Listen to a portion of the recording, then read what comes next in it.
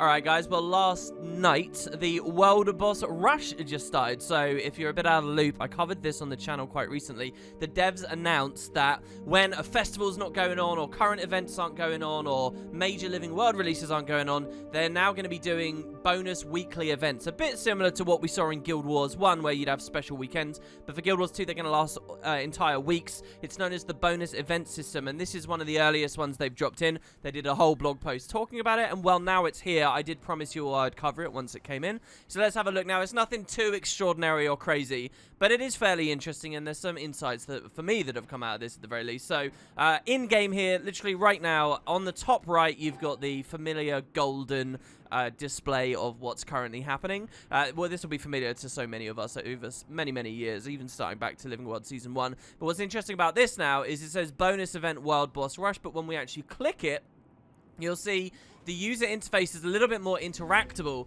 It kind of works like the story journal does, or your achievements UI does, in that you can click to actually pull up the world map, and it will show you where to go. So this is actually really nice. I think the devs did a good job here. And on the top right, you'll see you do get a little bit of lore as well.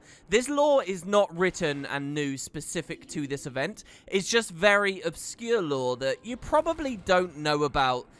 This is an area of the user interface people don't often look at. I've incorporated it into various projects I've done over the years, but it's most prominently known as that is the original loading screen lore that once upon a time existed in the alphas when, say, we would load into, like, Queensdale here. You used to get a little bit of text at the bottom of loading screen lore. The devs got rid of that. It was missing for years, and then finally added it back in an obscure place in the achievement user interface. Well, now here it is on this Wild Boss Rush. So this is pretty handy because this is your notification as to what boss is currently going on and immediately how to get there. I feel like this would have been so good to have had back in the Season 1 days, but I'm pretty sure they didn't have it as robustly implemented back then. So right now, as I sit down to do this video with you all, you'll see it says defeat world bosses around tier to earn bonus rewards. We've got Thormanova Reactor Fallout, and we've got the campaign against Tyder Covington. So if I click the Fallout, that's obviously going to take us to Metrica Province here. And it's going to tell us... weirdly, I don't get the lore on this one. That's very strange. Why didn't I get the lore that time? But that's going to be the Fire Elemental. Kind of annoyingly, I can't click a waypoint directly while it's in the little cutscene. That would be nice. Maybe sometimes you can, but it feels like it culls them out.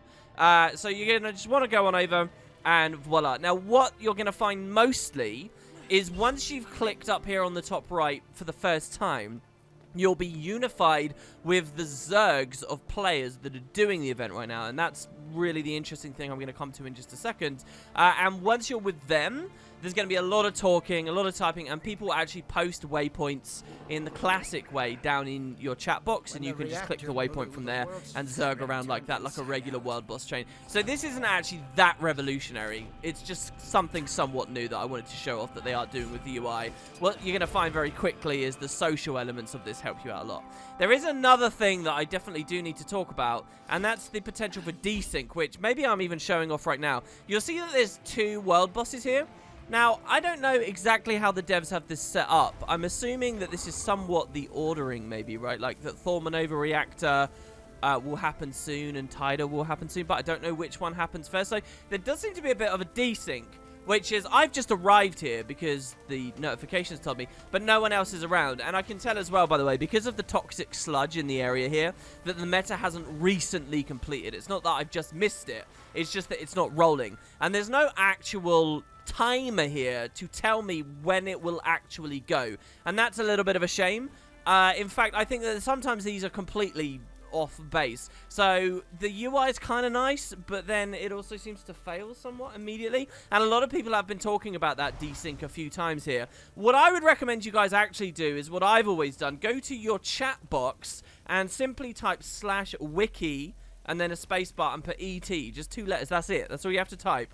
Just those 7 characters. And when you press enter, this is pulled up on another monitor for me, but I'll send you guys a screenshot. It will take you immediately to your internet browser and show the timer for all the stuff that's currently happening. So right now, as I make the video, I can actually see the Claw of Jormag is what's going on. And it's the Claw of Jormag I should be at right now. The Fire Elemental isn't until the Claw of Jormag dies in a bit. So I'm like super early. Maybe what it is that the devs aren't telling, they don't want the world boss rush to lead you to something too late, so they err on the early side. And you notice a ton of my guildies, who I'm not even in communication with right now, they're just playing the game, are already there. So, you know, if you're in a big guild like mine, you'll see immediately what's going on, because you're going to see a lot of those yellow dots everywhere. And now, obviously, I'm synchronized up. So, Jormag is what's going on. And that's basically the idea of the event. What you're going to be doing is 2012 style, rushing around, doing world bosses. So, what can we actually say that's somewhat interesting? Well, first of all, I will remark, I'm amazed at how many people have logged in for this event. You know, I've been covering this game a long time. I've seen a lot of the events that have gone on. I've seen the kind of population you get out of stuff happening. I've seen the kind of population that swarms to new maps when new Living World releases comes out and all that sort of stuff. And I'm amazed at the sheer quantity of players you find at this stuff. I've got pretty heavy culling on right now, and you can already tell the event's not going on. There's masses of players. It's kind of extraordinary, and that's kind of positive. You know, it makes the game feel really healthy and everyone's around, and that's obviously very fun. It's kind of negative in some other ways. I will say, you guys have to treat your options panel as something to be looked at on this event, and a variant thing and a thing to play around with, as in you need to mess with your settings. Turn off shadows, turn off reflections, tweak the culling settings, otherwise your frame rate is going to get obliterated. And it's kind of fun. You know, people do complain about Guild Wars 2's optimization because they treat ultra settings as just something you should do. They don't realize that realistically, actually, for culling, you just have a lot more option than you should really have, I would say. And your frame rate can drop massively. This is a huge reminder of that. You know, I've been following every release they've done very closely right on launch and seeing how the frame rate is affected in new maps as those metas and things come out. And there's something about the way that the 2012 core Tyria world bosses are structured, where everyone is just on the exact same spot as you can see here, that just kills frame rate. It's insane. And, you know, that's not a good thing to remember. It's not just frame rate either, but it's actually skill lag as well. On the first day this came out, so many people were doing this across so many mega servers.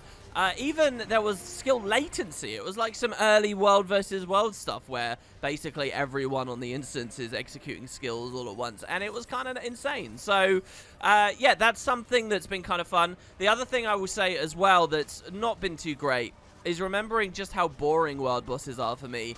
And I know that sounds like I'm disparaging people who enjoy world bosses, but I mean in terms of like the downtime. It's a fun event, guys, but there's so much downtime on this thing. Like right now we get to fight Jormag, yeah, I get to go do a burn phase, but once he's dead, you're just kind of standing around for 15 to 20 minutes doing nothing, and quite often that's not really my beef. So I don't know how often how much I'll be participating in this event as it goes forward. Even if it had really, really good rewards, I don't think that I could force myself to sit through such boring stuff where I'm just standing around most of the time. And so that's not necessarily all bad. That leads me on to my final point. And that's the social aspects of this. Obviously, we've got tons of players. You also have tons of downtime. And so I do actually value the event for at least one reason. And that's that it taps into those social elements of the MMO. And you really will feel... I have chat turned off right now as far as this video is concerned. But people are so talkative. They have nothing else to do. So they stand around, they chat about stuff, they make jokes. And it has been actually really nice. I've seen a lot more communication and discussion. Like here, by the way, I'm trying to use great sword skills and they're just not triggering. I've seen so much more discussion during this event than I often see when new Living World releases come out, and people are generally quite quiet and they don't know where to go and they don't know what to do and they're scared of spoiling things for one another. So that has been nice. And you combine that with, you know, we are in 2012 content, but it's 2019.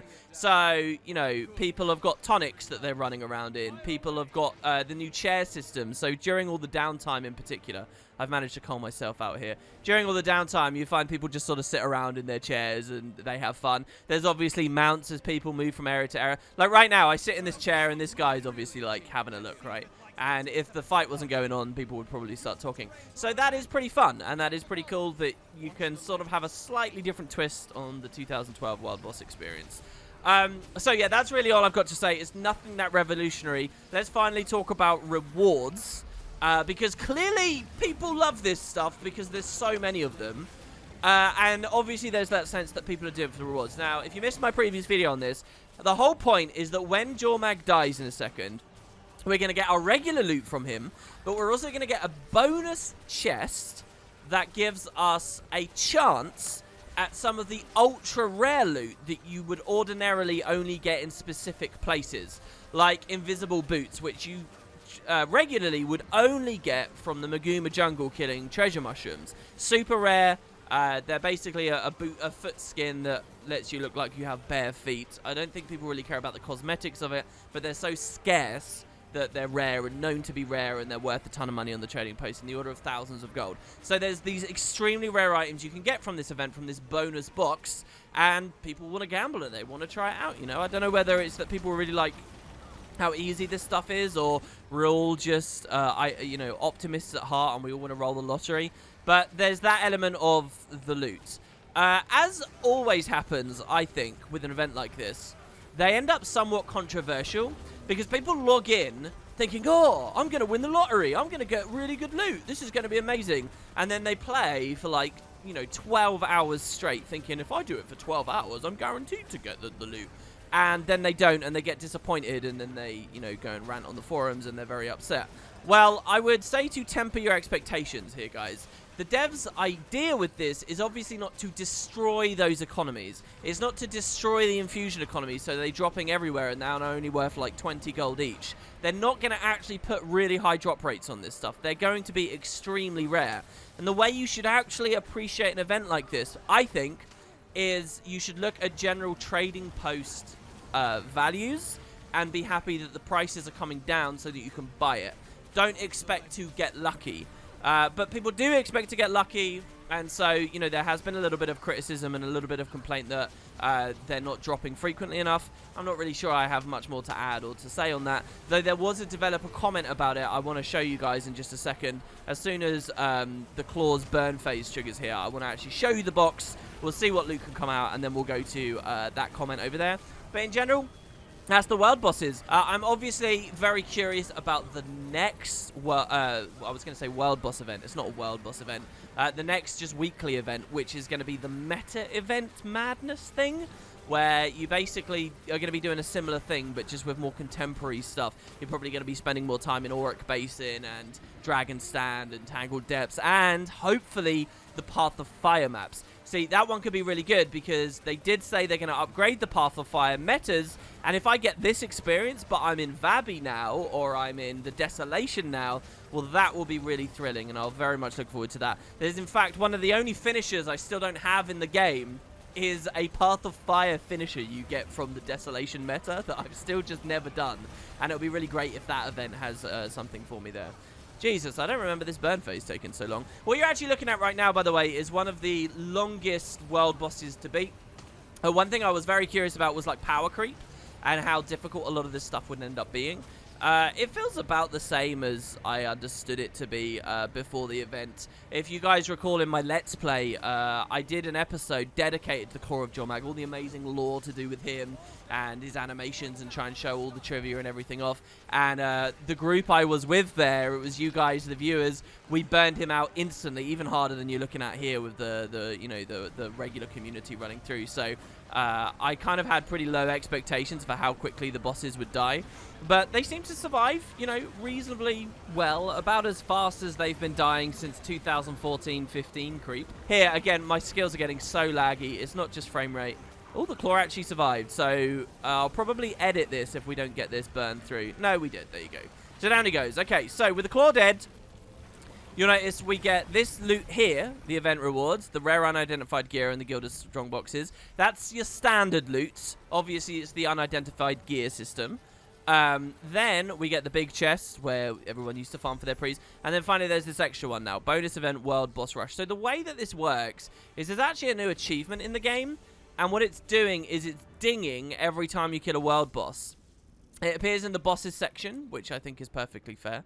Though now I have to face the fact that there's an achievement that will never fill in this section, and I'll feel forever incomplete. But it doesn't give you any AP. Some people have been wondering, hey, if the rewards aren't good enough, maybe there should have been a bit of AP on this. I'm concerned about the AP idea, though, because obviously it does have to be capped, and I would just feel like that puts a shelf life on the event. Like, oh, I've got all the AP now, so now I'm done. You don't want people to do that realistically. You want them to just keep going for the loot's sake. So, yes, you get this bonus box of goods, and the achievement is just the mechanism through which you're awarded this. Now, what we can actually do is right-click preview it, just like a Black Lion chest or whatever, and you can see all the stuff that comes out. So, you will always get gear, right? You'll get... rare gear comes out of it all the time, okay? So... people, I think, do undervalue these. You know, that is rare gear. That is a shot at ectos and so on and so forth. People, I think, since Path of Fire came out, don't really understand what a piece of rare unidentified gear is, and they kind of throw it aside. Now, this is mostly what you'll be getting, okay?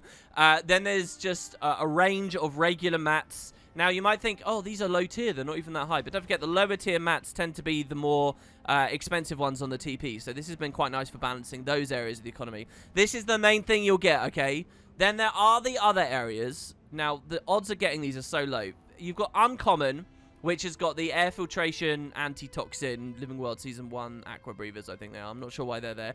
Then you got T6, which is nice.